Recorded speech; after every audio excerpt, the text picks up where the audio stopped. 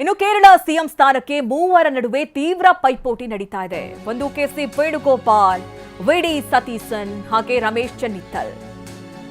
ಶಾಸಕರ ಅಭಿಪ್ರಾಯ ಸಂಗ್ರಹಕ್ಕೆ ಹೈಕಮಾಂಡ್ ಮುಂದಾಗಿದೆ. ಶಾಸಕರ ಅಭಿಪ್ರಾಯ ಸಂಗ್ರಹದ ನಂತರ ಹೈಕಮಾಂಡ್ ಮುಂದೆ ಈ ವರದಿಯನ್ನ ಇಡಲಾಗುತ್ತೆ. ಮೂವರ ಬಗ್ಗೆ ಶಾಸಕರಿಂದ ಸದ್ಯ ಅಭಿಪ್ರಾಯ ಸಂಗ್ರಹ ಆಗ್ತಾ ಇದೆ. ಯಾವ್ಯಾವ ಶಾಸಕರ ಬೆಂಬಲ ಯಾರ್ಯಾರಿಗೆ, ಯಾವ್ಯಾವ ನಾಯಕರಿಗೆ ಅನ್ನುವಂಥ ವಿಚಾರದಲ್ಲಿ ಈಗ ಮೂವರು ನಾಯಕರು ಕೆಸಿ ವೇಣುಗೋಪಾಲ್, ವಿಡಿ ಸತೀಸನ್ ಹಾಗೆ ರಮೇಶ್ ಚೆನ್ನಿತ್ತಲ್. ಹೀಗಾಗಿ ಮೂವರ ನಡುವೆ ಪೈಪೋಟಿ ದೊಡ್ಡ ಮಟ್ಟದಲ್ಲೇ ಇರುವಂತಹ ಕಾರಣದಿಂದಾಗಿ ಹೆಚ್ಚಿನ ಶಾಸಕರ ಸಪೋರ್ಟ್ ಯಾರಿಗೆ ಸಿಗುತ್ತೆ? ಮೂವರು ನಾಯಕರ ಪರ ಶಾಸಕರ ಅಭಿಪ್ರಾಯ ಸಂಗ್ರಹ ಆಗ್ತಾ ಇದೆ. ವೇಣುಗೋಪಾಲ್ಗೆ 47 ಶಾಸಕರ ಬೆಂಬಲ ಇದೆ ಎನ್ನುವಂತಹ ಮಾಹಿತಿ. ಇನ್ನು ವಿಡಿ ಸತೀಸನ್ಗೆ 35 ಶಾಸಕರ ಬೆಂಬಲದ ಮಾಹಿತಿ ಇದೆ. ಇನ್ನು ರಮೇಶ್ ಚೆನ್ನಿತ್ತಾಲ್ಗೆ 16 ಶಾಸಕರ ಬೆಂಬಲದ ಮಾಹಿತಿ ಇದೆ. ಈಗ ಪ್ರತ್ಯೇಕವಾಗಿ ವೀಕ್ಷಕರು ಶಾಸಕರನ್ನ ಕರೆದು ಸಭೆ ನಡೆಸ್ತಾ ಇದ್ದಾರೆ, ಮಾತುಕತೆ ನಡೆಸ್ತಾ ಇದ್ದಾರೆ. ಇದೆಲ್ಲ ಅಭಿಪ್ರಾಯ ಸಂಗ್ರಹದ ನಂತರದಲ್ಲಿ ಈ ವರದಿಯನ್ನ ಹೈಕಮಾಂಡ್ ಮುಂದಿಡ್ತಾರೆ. ಹೈಕಮಾಂಡ್ ಕೊನೆಯದಾಗಿ ನಿರ್ಧಾರವನ್ನ ಕೈಗೊಳ್ಳುತ್ತೆ. ಇನ್ನು 2-3 ದಿನಗಳು ಬೇಕಾಗುತ್ತೆ ಅನ್ನುವಂತಹ ಲೆಕ್ಕಾಚಾರಗಳು ಕೂಡ ನಡೀತಾ ಇದೆ. ಯಾಕಂದ್ರೆ ಮೂವರು ನಾಯಕರಿರುವಂತಹ ಕಾರಣದಿಂದಾಗಿ ಇವತ್ತು ಕಾಂಗ್ರೆಸ್ನ ಕಚೇರಿಯಲ್ಲಿ ಎಲ್ಲಾ ಶಾಸಕರನ್ನ ಕರೆಸಿದ್ದಾರೆ. ವೀಕ್ಷಕರು ಕೂಡ ಆಗಮಿಸಿದ್ದಾರೆ. ಯುಡಿಎಫ್ ನಾಯಕರ ಜೊತೆ ಎಐಸಿಸಿ ವೀಕ್ಷಕರ ಚರ್ಚೆ ಇಂದು ಸಂಜೆ 4:30ಕ್ಕೆ ತಿರುವನಂತಪುರಂನಲ್ಲಿ ಚರ್ಚೆಯನ್ನು ನಡೆಸುತ್ತಾರೆ. ಮುಸ್ಲಿಂ ಲೀಗ್ ಸೇರಿ ಮಿತ್ರ ಪಕ್ಷಗಳ ಜೊತೆ ಕಾಂಗ್ರೆಸ್ ಚರ್ಚೆಯನ್ನು ನಡೆಸುತ್ತೆ. ಸಿಎಂ ಆಯ್ಕೆ ವಿಚಾರವಾಗಿ ಚರ್ಚೆಯನ್ನು ನಡೆಸುತ್ತಾರೆ ನಾಯಕರು. ಒಂದು ಕಡೆ ಶಾಸಕರ ಅಭಿಪ್ರಾಯ ಒಂದ್ ಕಡೆ ಸಂಗ್ರಹ ಆಗುತ್ತೆ. ಅದಾದ ನಂತರದಲ್ಲಿ ನಾಯಕರ ಜೊತೆ, ಯುಡಿಎಫ್ ನಾಯಕರ ಜೊತೆ ವೀಕ್ಷಕರು ಚರ್ಚೆಯನ್ನು ನಡೆಸುತ್ತಾರೆ. ಅವರ ಒಲವು ಯಾವ ರೀತಿ ಇದೆ, ಅವರೇನ್ ಹೇಳ್ತಾರೆ? ತಿರುವನಂತಪುರಂನಲ್ಲಿ ಇವತ್ತು ಸಂಜೆ 4:30ಕ್ಕೆ ಚರ್ಚೆಯನ್ನ ಮಾಡೋದಕ್ಕೆ ಎಲ್ಲ ರೀತಿಯ ಸಿದ್ಧತೆಗಳಾಗಿರೋದು. ಜೊತೆಗೆ ಮುಸ್ಲಿಮ್ಸ್ ಲೀಗ್ನ ನಾಯಕರು ಕೂಡ ಇದರಲ್ಲಿ ಭಾಗಿಯಾಗ್ತಾರೆ. ಯುಡಿಎಫ್ನ ಎಲ್ಲಾ ನಾಯಕರು ಕೂಡ ಭಾಗಿಯಾಗಿ ಒಂದು ಮಾತುಕತೆಯನ್ನ ನಡೆಸ್ತಾರೆ. ಶಾಸಕರ ಅಭಿಪ್ರಾಯ ಈ ರೀತಿ ಇದೆ, ನಿಮ್ಮ ನಾಯಕರ ಅಭಿಪ್ರಾಯ ಏನು, ಯಾರಿಗೆ ಸಿಎಂ ಪಟ್ಟವನ್ನ ನೀಡಬೇಕು, ಈ ವಿಚಾರದಲ್ಲಿ ಅವರವರ ಅಭಿಪ್ರಾಯ ಎಲ್ಲವೂ ಕೂಡ ವರದಿ ಮಾಡ್ತಾರೆ. ಆ ವರದಿಯನ್ನ ಹೈಕಮಾಂಡ್ ಮುಂದೆ ಇಡ್ತಾರೆ. ಹೀಗಾಗಿ ಇವತ್ತು ಒಂದು ರೀತಿಯ ದೊಡ್ಡ ಮಟ್ಟದ ಬೆಳವಣಿಗೆಯ ಕೇರಳದಲ್ಲಿ ಆಗ್ತಾ ಇರೋದನ್ನ ನಾವು ಗಮನಿಸ್ತಾ ಇದ್ದೀವಿ. ಹೆಚ್ಚಿನ ಪಾಲು ಕೆಸಿ ವೇಣುಗೋಪಾಲ್ ಅವರಿಗೆ ಶಾಸಕರ ಬೆಂಬಲ ಇರೋದು, ಜೊತೆಗೆ ನಾಯಕರ ಬೆಂಬಲ ಯಾರಿಗಿದೆ ಆ ಬಗ್ಗೆಯೂ ಕೂಡ ಪ್ರಶ್ನೆ ಇದೆ. ಇನ್ನು ಕೇರಳ ಕಾಂಗ್ರೆಸ್ನಲ್ಲೂ ಬಡ ರಾಜಕೀಯ ಶುರುವಾಯಿತಾ? ಕೆಸಿ ವೇಣುಗೋಪಾಲ್, ವಿಡಿ ಸತೀಸನ್ ಪೈಪೋಟಿಗಿಳಿದಿದ್ದಾರೆ. ಬಹುತೇಕ ಸಂಸದರು ವೇಣುಗೋಪಾಲ್ಗೆ ಬೆಂಬಲವನ್ನ ಸೂಚಿಸ್ತಾ ಇದ್ದಾರೆ. ಒಟ್ಟು 47 ಶಾಸಕರ ಬೆಂಬಲವನ್ನ ಹೊಂದಿದ್ದಾರೆ ವೇಣುಗೋಪಾಲ್. ಆದ್ರೆ ಸಿಎಂ ಸ್ಥಾನ ಬಿಟ್ಟುಕೊಡಲ್ಲ ಅಂತ ಸತೀಸನ್ ಹೇಳ್ತಾ ಇದ್ದಾರೆ. ಕೇರಳ ಸರ್ಕಾರದಲ್ಲಿ ಮೊದಲ ಸ್ಥಾನವೇ ಬೇಕು ಅಂತ ಹೇಳಿ ಪಟ್ಟು ಹಿಡಿದು ಕೂತಿದ್ದಾರೆ. ನೋಡಿ, ಮೂವರು ನಾಯಕರ ನಡುವೆ ಇದ್ದಂತಹ ಪೈಪೋಟಿ, ಅದರಲ್ಲಿ ಶಾಸಕರ ಬಲಾಬಲ ಯಾರ ಮೇಲೆ ಜಾಸ್ತಿ ಇದೆ ಅಂದ್ರೆ ಬೆಂಬಲ ಯಾರಿಗೆ ಜಾಸ್ತಿ ಇದೆ ಅಂತ ನೋಡೋಕೆ ಹೋದ್ರೆ ಅಲ್ಲಿ ಕೆಸಿ ವೇಣುಗೋಪಾಲ್ ಅವರ ಹೆಸರು ಕೇಳಿ ಬರ್ತಾ ಇದೆ. 47 ಶಾಸಕರ ಬೆಂಬಲ ಇದೆ ಅನ್ನುವಂಥದ್ದು. ಆದ್ರೆ ಈಗ ಸತೀಸನ್ ಅವ್ರು ಹೇಳ್ತಾ ಇರುವಂಥದ್ದು, ನಾನು ಯಾವ ಕಾರಣಕ್ಕೂ ಕೂಡ ಸಿಎಂ ಪಟ್ಟವನ್ನ ಬಿಟ್ಕೊಡೋದಿಲ್ಲ, ನನಗೆ ಸಿಎಂ ಸ್ಥಾನ ಬೇಕು ಅಂತ ಹೇಳಿ ಪಟ್ಟು ಹಿಡಿದು ಕೂತಿದ್ದಾರೆ.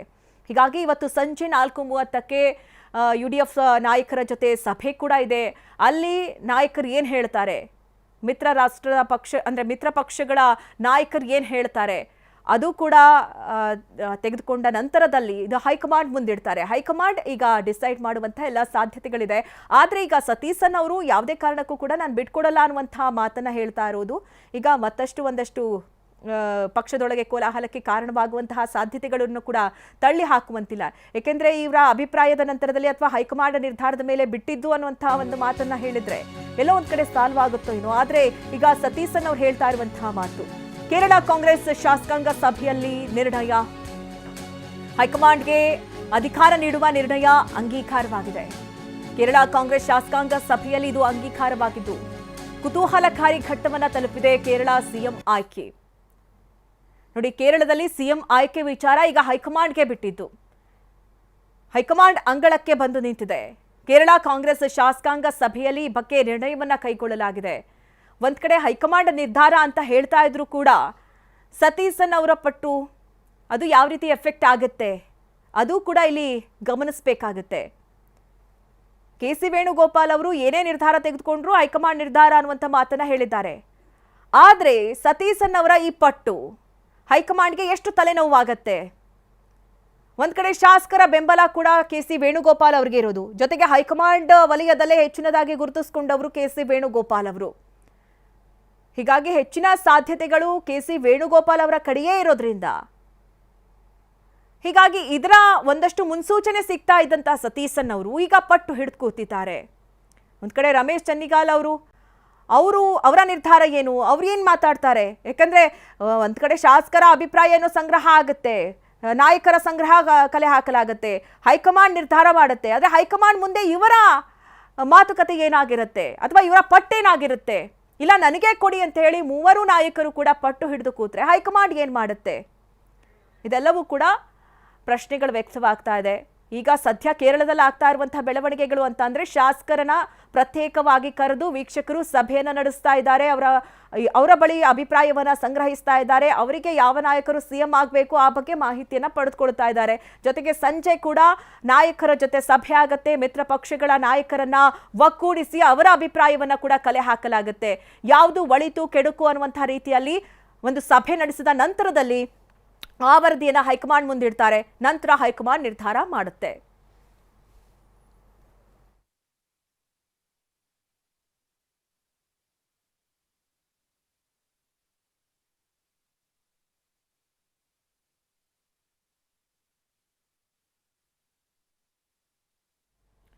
ಈ ಬಗ್ಗೆ ಹೆಚ್ಚಿನ ಡೀಟೇಲ್ಸ್ ಅನ್ನ ನೀಡ್ತಾರೆ ನಮ್ಮ ಪ್ರತಿನಿಧಿ ಪ್ರಸನ್ನ. ನಾವು ಗಮನಿಸ್ತಾ ಇರೋ ಹಾಗೆ ಸದ್ಯ ಕಾಂಗ್ರೆಸ್ UDF ಶಾಸಕರ ಬೆಂಬಲವನ್ನ ಯಾರ್ಯಾರಿಗೆ ನೀಡ್ತಾರೆ ಅನ್ನುವಂಥ ಕುರಿತಂತೆ ಪ್ರತ್ಯೇಕ ಸಭೆ ನಡೀತಾ ಇದೆ ಅನ್ನೋದು ಗೊತ್ತಾಗ್ತಾ ಇದೆ. ಈಗ ಈ ಮಧ್ಯದಲ್ಲಿ ಸತೀಸನ್ ಅವರು ನನಗೆ ಸಿಎಂ ಪಟ್ಟ ಬೇಕು ಅಂತ ಹೇಳಿ ಪಟ್ಟು ಹಿಡಿದು ಕೂತಿದ್ದಾರೆ ಅನ್ನುವಂಥ ಮಾಹಿತಿಗಳು ಕೂಡ ಕೇಳಿ ಬರ್ತಾ ಇದೆ. ಹೀಗಾಗಿ ಇದು ಹೈಕಮಾಂಡ್ಗೆ ದೊಡ್ಡ ತಲೆನೋವಾಗಬಹುದು ಅಂತ ಅನಿಸ್ತಾ ಇದೆ. ಪ್ರಸನ್ನ. ಹೌದು ಮಧು ನಾಗರಾಜ್, ಈಗ UDF ಅಲ್ಲಿ ಮುನ್ನಡೆಯಲ್ಲಿ ಇದ್ದಂಥದ್ದು ಮುಖ್ಯಮಂತ್ರಿ ಸ್ಥಾನಕ್ಕೆ ವಿ.ಡಿ. ಸತೀಶನ್ ಅವರು ಮತ್ತು ಈ ಕೇರಳದಲ್ಲಿ ಅಭೂತಪೂರ್ವವಾದಂತಹ ಗೆಲುವನ್ನು ಸಾಧಿಸೋದಕ್ಕೆ ಮತ್ತು 100 ಸ್ಥಾನಗಳಿಗಿಂತ ಹೆಚ್ಚಿನ ಕ್ಷೇತ್ರಗಳನ್ನ ಗೆಲ್ಲೋದಕ್ಕೆ ಸತೀಶನ್ ಅವರ ಕೊಡುಗೆ ಹೆಚ್ಚಿನ ಪ್ರಮಾಣದಲ್ಲಿ ಇದೆ ಅನ್ನುವಂಥದ್ದನ್ನ ಅಲ್ಲಿನ ಶಾಸಕರು ಕೂಡ ಹೇಳ್ತಾ ಇದ್ದಾರೆ.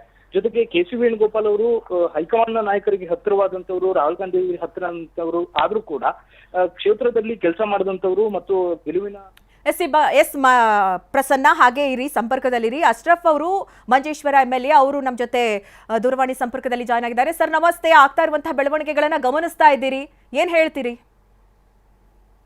ನಮಸ್ತೆ ಮೇಡಮ್. ನಮಸ್ತೆ ಸರ್. ಈಗ ಕಾಂಗ್ರೆಸ್ ನೇತೃತ್ವದ ಐಕ್ಯರಂಗ ಸರ್ಕಾರ ಕಳೆದ 10 ವರ್ಷಗಳಲ್ಲಿ ಕೇರಳದಲ್ಲಿ ಆಳ್ವಿಕೆ ಇದ್ದದ್ದು CPM ನೇತೃತ್ವದ LDF ಸರ್ಕಾರವಾಗಿತ್ತು. ಹೌದು. ಆ ಸರ್ಕಾರಕ್ಕೆ ಎದುರಾಗಿ ಒಂದು ದೊಡ್ಡ ಹೋರಾಟದ ಮುಖಾಂತರ ಐತಿಹಾಸಿಕವಾದ 102ರಷ್ಟು ಸೀಟುಗಳನ್ನು ಪಡೆದು ನಮ್ಮ ಸರ್ಕಾರ ಅಧಿಕಾರಕ್ಕೆ ಬಂದಿದೆ. ಇವತ್ತು ಸಂಜೆ ಒಳಗಡೆ ಮುಂದಿನ ಮುಖ್ಯಮಂತ್ರಿಯನ್ನು ಕೂಡ ಘೋಷಣೆ ಮಾಡ್ತಾ ಇದ್ದಾರೆ. ನಿಜಕ್ಕೂ ಬಹಳ ಸಂತೋಷದ ಒಂದು ಫಲಿತಾಂಶ ನಮಗೆ ಈ ಸಲ ಚುನಾವಣೆಯಲ್ಲಿ ಸಿಕ್ಕಿದೆ. ಅಲ್ಲ, ಫಲಿತಾಂಶ ಏನೋ ಸಿಕ್ಕಿದೆ, ಆದ್ರೆ ಮೂವರು ನಾಯಕರ ಈ ಪೈಪೋಟಿ ಈ ಗೊಂದಲಕ್ಕೆ ಈಡು ಮಾಡ್ತಾ ಇದೆ, ಶಾಸಕರಲ್ಲೂ ಕೂಡ ಮತ್ತೆ ನಾಯಕರಲ್ಲೂ ಕೂಡ. ಏನ್ ಗೊತ್ತಾ, ಕಾಂಗ್ರೆಸ್ ಒಂದು ಪಕ್ಷ, ಒಂದು ಪ್ರಜಾಪ್ರಭುತ್ವ ವ್ಯವಸ್ಥೆ ಇರೋ ಪಕ್ಷ. ನಿಮಗೆ ತಿಳಿದಿರ್ಬೋದು, AICC ಅಧ್ಯಕ್ಷ ಸ್ಥಾನಕ್ಕೆ ಚುನಾವಣೆ ನಡೆದಾಗ ಮಲ್ಲಿಕಾರ್ಜುನ್ ಖರ್ಗೆ ಅವರಿಗೆ ಎದುರಾಗಿ ಶಶಿ ತರೂರ್ ಅವರು ಓಟಿಗೆ ನಿಂತದ್ದು, ಮತವನ್ನು ಪಡೆದು ಫಲಿತಾಂಶ ಎಲ್ಲ ನಮ್ಮ ಮುಂದೆ ಇದೆ. ಕರ್ನಾಟಕದಲ್ಲಿ ಈಗ ಚುನಾವಣೆ ನಡೆಯುವ ಸಂದರ್ಭದಲ್ಲಿ ಕೂಡ ಈಗಲೂ ಅಲ್ಲಿ CM ಸಿದ್ದರಾಮಯ್ಯನವರಿದ್ದಾರೆ, ಡೆಪ್ಯೂಟಿ CM DK ಶಿವಕುಮಾರ್, ಎಲ್ಲ ಕಡೆ ದೊಡ್ಡ ಪಕ್ಷದಲ್ಲಿ ಇರುವುದೇ. ಇಲ್ಲೂ ಕೂಡ AICC general secretary KC. Venugopal, ನಮಗೇನು ವಿರೋಧ ಪಕ್ಷದ ನಾಯಕರಾದ ವಿ.ಡಿ. ಸತೀಶನ್, ಹಳೆಯ ನಾಯಕರಾದ ಮಾಜಿ ವಿರೋಧ ಪಕ್ಷದ ನಾಯಕರಾದ ರಮೇಶ್ ಮೋಳ ಹೆಸರುಗಳಿದೆ. ಒಳ್ಳೆ ರೀತಿಯಲ್ಲಿ ಎಲ್ಲ MLAಗಳಲ್ಲಿ MP ಗಳಲ್ಲೂ ಸೀನಿಯರ್ ಲೀಡರ್ಸ್ ನಲ್ಲೂ ಇಬ್ರು ಉಸ್ತುವಾರಿಗಳನ್ನು ನೇಮಕ ಮಾಡಿ ಅವ್ರು ತಿರುವನಂತಪುರಕ್ಕೆ ತಲುಪಿದ್ದಾರೆ, ಅವ್ರು ಮಾತುಕತೆ ನಡೆಸ್ತಾ ಇದ್ದಾರೆ. ಖಂಡಿತವಾಗಿಯೂ ಯಾವುದೇ ಗೊಂದಲಗಳಿಲ್ಲದೆ ಇವತ್ತು ಸಂಜೆ ಒಳಗಡೆ ನಮ್ಮ ಹೊಸ ಮುಖ್ಯಮಂತ್ರಿ ಘೋಷಣೆ ಮಾಡ್ತಾರೆ. ಅಲ್ಲ, ಈಗ ಸತೀಶನ್ ಅವರ ಒಂದಷ್ಟು ಪಟ್ಟು ಪಕ್ಷಕ್ಕೇನಾದ್ರೂ ಗೊಂದಲ ಉಂಟು ಮಾಡಬಹುದಾ ಅಂತ? ನೋಡಿ ಮೇಡಮ್, ಮೀಡಿಯಾಸ್ ಏನೆಲ್ಲ ಬರೀತಾ ಇದೆ. ನಾನು ಕೂಡ ಶಾಸಕನಾಗಿ ಕಳೆದ 5 ವರ್ಷದಲ್ಲಿ ವಿಧಾನಸಭೆಯಲ್ಲಿ ಸತೀಶನ್ ಅವರ ಜೊತೆಯಲ್ಲಿದ್ದವ. ಅವರು ಒಳ್ಳೆ ರೀತಿಯಲ್ಲಿ ಎಲ್ಲ ವಿಷಯಗಳಲ್ಲಿ ಹೋರಾಟ ಮಾಡಿದ್ದಾರೆ. ಅತಿ ಹೆಚ್ಚು ನಿಮ್ಗೆ ತಿಳಿದಿರ್ಬೋದು, ನಮ್ಮ ದೇಶದಲ್ಲೇ ಒಂದು ಪವಿತ್ರವಾದ ಆತ್ಮೀಯ ಕೇಂದ್ರ ಅಂತ ಹೇಳಿದ್ರೆ ಶಬರಿಮಲೆ. ಅಲ್ಲಿ ಚಿನ್ನ ಕಳ್ತನವಾದ ನಿಮ್ಗೆ ತಿಳಿದಿರ್ಬೋದು. ಹ್ಮ್ ಚಿನ್ನ ಕಳ್ತನವಾದಾಗ ಮಂಜೇಶ್ವರ್ ಶಾಸಕ ಎಂಬನಲ್ಲಿ ನಾನು ಶಾಸಕ ಮಾತ್ರ ಅಲ್ಲ, ಮುಸ್ಲಿಂ ಶಾಸಕ, ಹ್ಮ್ ನಾನ್ ಕೂಡ ಶಬರಿಮಲೆ ವಿಷಯದಲ್ಲಿ 5 ದಿನಗಳ ಕಾಲ ಸತ್ಯಾಗ್ರಹದಲ್ಲಿ ಕೂತಿದ್ದೆ ಹ್ಮ್ ನನ್ನ ಪವಿತ್ರವಾದ ಕ್ಷೇತ್ರಕ್ಕೋಸ್ಕರ. ಹ್ಮ್ ಹ್ಮ್ ಎಲ್ಲ ವಿಷಯಗಳನ್ನು ಕೇರಳ ಜನರ ಮುಂದೆ ಸಂಪೂರ್ಣವಾಗಿ ಚರ್ಚೆಗಿಟ್ಟದ್ದು, ಹೋರಾಟ ಮಾಡಿದ್ದು ಸತೀಶ್ ಅವರ ನೇತೃತ್ವ ತಂಡ. ಅದೇ ರೀತಿಯಲ್ಲಿ KC ಅವರು ಕೂಡ ಒಳ್ಳೆ ರೀತಿಯಲ್ಲಿ ಅವರು ಪ್ರತಿ ಕ್ಷೇತ್ರಗಳಲ್ಲಿ ಎಲ್ಲವನ್ನು ಗಮನಿಸಿದ್ದಾರೆ. ಈಗ ನೋಡಿ, ನನ್ನ ಕ್ಷೇತ್ರ, ನಾನು ಒಬ್ಬ ಕೇರಳದ ಏಕೈಕ ಕನ್ನಡಿಗ ಶಾಸಕ. ಮಂಜೇಶ್ವರ ವಿಧಾನಸಭಾ ಕ್ಷೇತ್ರ ಅಂತ ಹೇಳಿದ್ರೆ ಬಿಜೆಪಿ ಜೊತೆ ಸೆಣಸಾಡೋ ಕ್ಷೇತ್ರ. ನನ್ಗೆ ಕರ್ನಾಟಕದ ಮುಖ್ಯಮಂತ್ರಿಗಳನ್ನು, ಜಮೀರಣ್ಣನನ್ನು, ದಿನೇಶ್ ಗುಂಡೂರಾವ್ ಅವರು ನನ್ನ ಕ್ಷೇತ್ರದಲ್ಲಿ ಅತಿ ಹೆಚ್ಚು ಪ್ರಚಾರಕ್ಕೆ ಬಂದು ಕರ್ನಾಟಕದ ಮಂತ್ರಿಗಳು ಮತ್ತು ಅಲ್ಲ, ಈಗ ನೀವ್ ಹೇಳಿ ಸರ್, ಯಾರು ಮೂವರು ನಾಯಕರಲ್ಲಿ ಯಾರು CM ಆದ್ರೆ ಕೇರಳಕ್ಕೆ ಒಳ್ಳೇದು ಅಂತ ಹೇಳ್ತೀರಿ? ಆತರ ಹೇಳಕ್ಕಾಗಲ್ಲ. ಯಾಕೆ ಗೊತ್ತಾ, ಅದೆಲ್ಲ ಹೈಕಮಾಂಡ್ಗೆ ಬಿಟ್ಟ ವಿಚಾರ.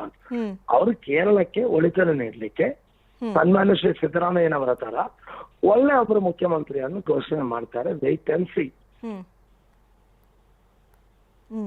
ಸದ್ಯ ಬೆಳವಣಿಗೆಗಳು ಆಗ್ತಾ ಇದೆ ಅಂತ ಶಾಸಕರ ಜೊತೆ ಅಭಿಪ್ರಾಯವನ್ನ ಸಂಗ್ರಹಿಸ್ತಾ ಇದ್ದಾರೆ ಅಂತ ಹೇಳಿ ಗೊತ್ತಾಗಿದೆ. ಅದಾದ ನಂತರದಲ್ಲಿ ಕೂಡ ಹೈಕಮಾಂಡ್ ಅಂಗಳಕ್ಕೆ ಹೋದ್ರೂ ಕೂಡ ಈ ನಾಯಕರ ಪಟ್ಟು ಒಂದು ವೇಳೆ ಗೊಂದಲವನ್ನ ತರಿಸಿದ್ರೆ ಏನ್ ಮಾಡ್ತಾರೆ ಅನ್ನುವಂತ ಪ್ರಶ್ನೆ ಕೂಡ ಇದೆ. ಏನು ಆಗಲ್ಲ. ಒಂದು ಪ್ರಜ್ಞಾವಂತ ಮತದಾರರಿರೋ ಒಂದು ಪ್ರಾಂತ್ಯ ಕೇರಳ. ಖಂಡಿತವಾಗಿ ರಾಹುಲ್ ಗಾಂಧಿ ಅವರು, ಪ್ರಿಯಾಂಕಾ ಗಾಂಧಿ ಅವರೆಲ್ಲ ಇಲ್ಲಿಂದ ಲೋಕಸಭೆಗೆ ಹೋದವರು. ಕೇರಳದ ರಾಜಕೀಯ ಎಲ್ಲ ವಿದ್ಯಮಾನಗಳು ಅವರಿಗೆ ಒಳ್ಳೆ, ಅವರೆಲ್ಲ ತಿಳಿದಿರೋ ಅವರು. ಈ ಚುನಾವಣೆಯಲ್ಲಿ ಕೇರಳಕ್ಕೆ ಯಾವುದೇ ಜನರಿಗೆ ಗೊಂದಲವಾಗದ ರೀತಿಯಲ್ಲಿ ಎಲ್ಲರನ್ನು ಯಾವುದು ಗೌರವಕ್ಕೆ ತೆಗೆದುಕೊಂಡು ಒಳ್ಳೆ ಒಬ್ಬರು ಮುಖ್ಯಮಂತ್ರಿ ಘೋಷಣೆ ಮಾಡಿಯೇ ಮಾಡ್ತಾರೆ. ಈಗ ವೀಕ್ಷಕರು ಕೂಡ ಭೇಟಿ ಕೊಟ್ಟಿದ್ರು ಕೇರಳಕ್ಕೆ, ನಿಮ್ ಜೊತೆ ಕೂಡ ಮಾತುಕತೆ ಆಯ್ತಾ? ಏನಾದ್ರೂ ಸಂದೇಶವನ್ನ ಕೊಟ್ಟಿದಾರಾ? ಏನಾದ್ರೂ ಮೆಸೇಜ್ ಪಾಸ್ ಮಾಡಿದಾರಾ? ನನ್ನ ವೀಕ್ಷಕರು ನಿನ್ನೆ ತಲುಪಿದ್ದಾರೆ. ಕೇರಳದ ಸೀನಿಯರ್ ನಾಯಕರಾದ AK ಆಂಟನಿ ಅವರ ಜೊತೆಯಲ್ಲಿ ಮಾತುಕತೆ ನಡೆಸಿದ್ದಾರೆ. ಅದೇ ರೀತಿಯಲ್ಲಿ ಇವತ್ತು ಬೆಳಗ್ಗೆಯಿಂದ MLAಗಳ ಜೊತೆಯಲ್ಲಿ ಮುಖಾಮುಖಿ ಭೇಟಿ ಮಾಡ್ತಾ ಇದ್ದಾರೆ. ಒಳ್ಳೆ ರೀತಿಯಲ್ಲಿ ಆತರ ಯಾವುದೇ ಮೀಡಿಯಾಗಳಲ್ಲಿ ಬರೋ ರೀತಿಯಲ್ಲಿ ಗೊಂದಲ ಇರಲ್ಲ. ಈ 3 ಮಂದಿಯಲ್ಲಿ ಒಬ್ಬರು ಮುಖ್ಯಮಂತ್ರಿಯಾಗಿ ಬರ್ತಾರೆ. ಓಕೆ ಅಶ್ರಫ್ ಅವರೇ, ಥ್ಯಾಂಕ್ ಯು TV9 ಜೊತೆ ಮಾತನಾಡಿದಕ್ಕಾಗಿ.